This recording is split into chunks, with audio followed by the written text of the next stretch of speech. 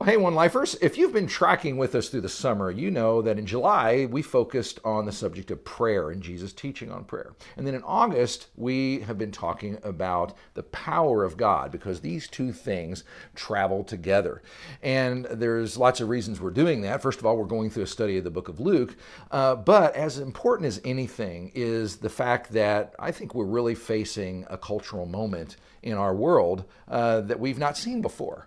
And the landscape is simply different. And there are new challenges, there are new things to think about, there are new strategies that we need to be awakened to. And we need to humbly and corporately acknowledge that we simply can't do anything that we're called to do without God's true and living power working among us. And that comes through prayer. It comes with joining together in prayer. The book of Acts is the pattern of that, where Jesus has them wait for power, and then as they face new challenges, they get together and they cry out together for God to do new and great things through them, and they see God do that kind of stuff. So I would like to ask you to participate in something that's very simple on one hand, but very significant on the other.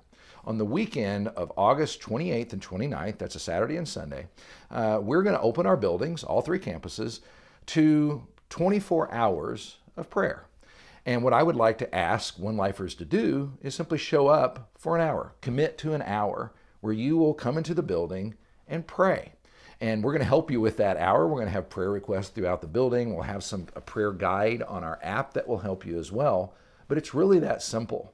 And we've done this kind of thing in the past. I've seen it done before.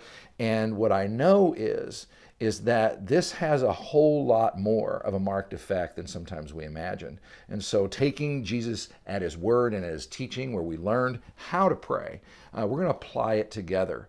And so it's very simple. We'll provide a way for you to sign up, and you can say, hey, I can be here for this hour during this time. And then you show up yourself or your family, and you walk the building, and you pray, and you look at the prayer request, and we all join together and do that.